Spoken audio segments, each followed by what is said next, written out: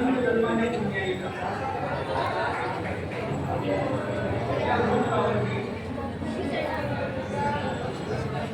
मनुष्य देहाची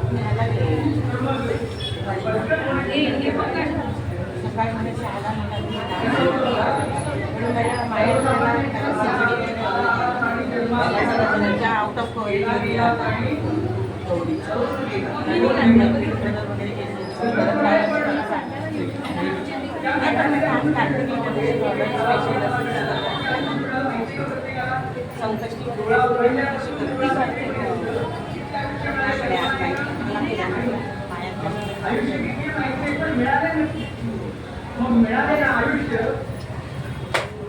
ते मिळालंय ते कशाकरता मिळालं हे जाणून आम्ही घेतलं तुम्ही दिलं हे आयुष्य अजन्माला नष्ट केला लौकिक दृष्टीनं बघायला गेलं तर हा आयुष्य हा जन्म आम्हाला आई वडिलांनी दिला म्हणतो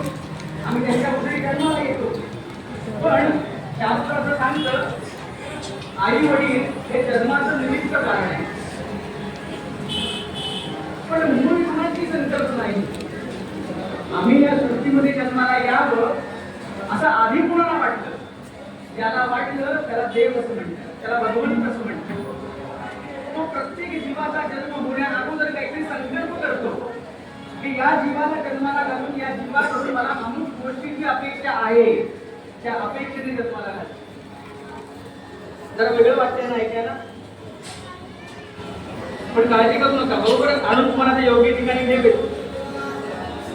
भगवंत प्रत्येक जीवाला जन्माला घालण्या अगोदर काहीतरी संकल्प करतो आणि मग त्याला जन्माला घालतो मग जे आयुष्य आम्हाला मिळालं त्या आयुष्यात त्याचा संकल्प काय आहे त्याची अपेक्षा काय आहे आम्ही कधी जाणून घ्यायचा प्रयत्न केला का केला का प्रयत्न आम्ही कधी नाही केला त्यांनी केला त्यांना साष्टांग त्यांच्यावर आहे पण सर्वसामान्यपणे 100 लोकांचं उदाहरण घेतलं तर 90 लोक हा विचार करत नाही 90 लोकांचा काय विचार असतो जन्म मिळाला खाऊ पिऊ मजा करू उद्याचं उद्या तसं नाही बरं हे खाऊ पिऊ मजा करू याकरता जन्म मिळालाच नाहीये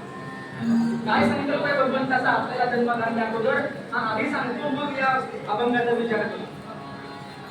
त्या भगवंताला असं वाटतं की हा जीव मी आता या सृष्टीमध्ये जन्माला घालतोय तर याला जे काही मी आयुष्य दिलंय किती वर्ष प्रत्येकाच्या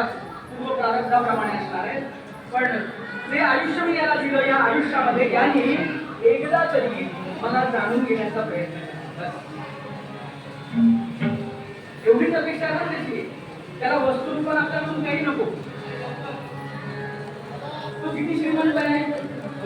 अखिल सृष्टीचं सगळं ऐश्वर्य त्यानं निर्माण केलं पण त्या वस्तूची अपेक्षा आहे आमच्याकडून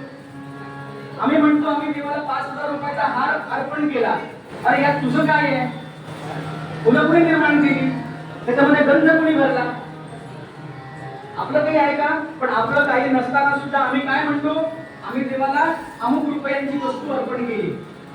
विषय वेगळा नाही आपल्या त्या विषयात पडायचं नाही पण भगवंताला अपेक्षा काय आहे याचा विचार आपण करूया काय अपेक्षा आहे जे आयुष्य मिळालं त्या आयुष्यामध्ये एकदा तरी त्या जीवानं मला जाणून घेण्याची इच्छा करावी बस मग एखादी गोष्ट जाणून घेण्याकरता काय असावं लागतं मनामध्ये काय वातावरण असावं लागतं काय भावना असावी लागते काय विचार असावा लागतो या सगळ्याचा विचार प्रस्तुत पदामध्ये आपल्याला करायचा जे पद निरूपणाकरता घेतलंय ते राष्ट्रसंत समर्थ स्वामी रामदास स्वामी महाराज यांचे आहेत काय म्हणाले बघा जो विचार आपल्याला कळत नाही समजत नाही त्याचं मार्गदर्शन संत आपल्याकरता करून ठेवतात फक्त आपण तिथपर्यंत जाणून घेण्याची आवश्यकता काय म्हणाले बघा, तर भगवंताची अपेक्षा पूर्ण करायची असेल तर त्याला आधी आपलं म्हटलं पाहिजे. जोपर्यंत प्रेम निर्माण होत नाही, सख्य निर्माण होत नाही, तोपर्यंत जोडी लागेल का हो? कितीही मी टाळू बोलून सांगितलं पण मनात तुमच्या त्याच्याविषयी प्रेमच नसेल तर गोष्टी घडणार नाही. मग तो आपला वाटावा याकरता काय करावं लागतं? काय म्हणाले समर्थ बघा, सगळ्यात आधी काय करा, हा जीव कुणाचा आहे हे समजून घ्या. आपण कुणाचे आहोत? काय उत्तर येईल बघा? प्रश्न आपणच निर्माण करायचा, आपणच सोडवायचा. प्रश्नपत्रिका तयार आहे, आपणच सोडवायचे, मार्क आपले आपणच द्यायचे आणि झालं की फक्त भगवंतासमोर ठेवायचे. कशा करता? त्याची नाममुद्रा त्याच्यावरती उभी टाकली. बस. कुणाचे आहोत आम्ही?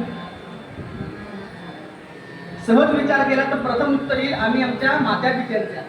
आमच्या आई वडिलांचे आहोत. पण ते निमित्त कारण झालं, त्यांनी जन्माला फक्त घातलंय पण त्याच्या आधी कुणीतरी आपल्यासाठी विचार केला.